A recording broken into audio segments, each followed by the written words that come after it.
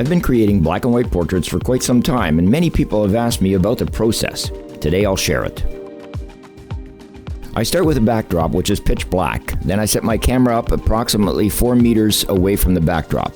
The subject stands about halfway between the camera and the backdrop.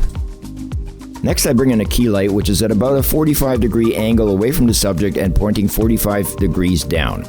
This is followed by a fill light, usually has an umbrella on it, a backdrop light which can use a snoot, and a backlight for the subject. The aperture is 5.6, the ISO is 400, the focal length is 55mm, and the shutter speed is 100. First we start by selecting an actual subject. I use Bridge and then I bring it into Camera Raw. First thing I do is click the auto button and then I use the light sliders to give me an image which I think looks good without blowing out. Next I go into a separate package called Portrait Professional. This allows me to select the appropriate gender and apply pre-set filters.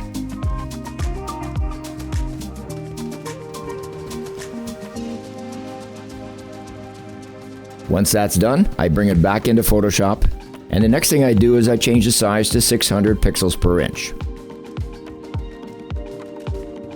If I'm doing more than one photograph in a series, I bring in a completed image for sizing. I then set my original image to match the size.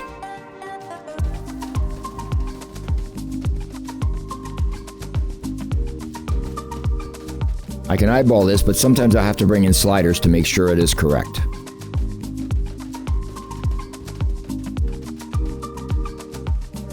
Once that's done, and I crop the original image to 11 inches by 8.5.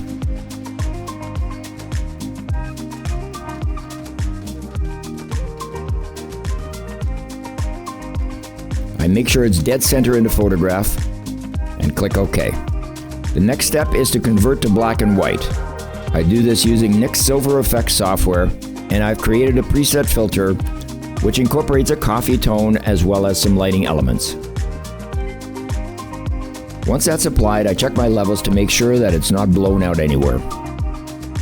The next step is to create a new layer and then go into Camera Raw and select a Detail tab.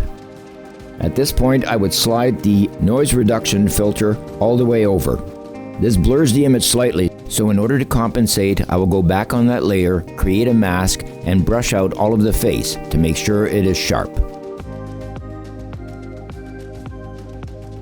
Once that's finished, I merge the layers and create a duplicate copy of the top layer. Now I select the darkest spot of my image, or pure black, and using my brush tool, I brush around the entire image. Once that's done, I fill in the remainder of the backdrop so that everything is uniformed and nice and black. The next step is to add a mask to that layer and then deselect it. I go down to the second layer and choose my selection tool. Now I select the area where there are sharp edges so that I can delete the black right to the edge.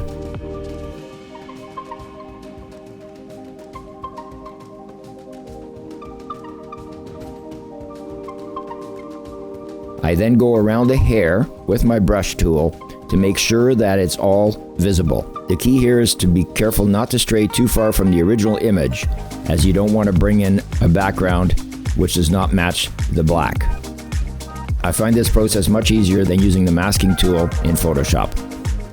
Now at this point, if I wanted to do color, what I do is I take the top layer and I change the opacity to 27%. That brings back just enough color from underneath to give it a pleasing look. In this particular case, I want a black and white photo, so I leave the opacity of the top layer at 100% and merge the two.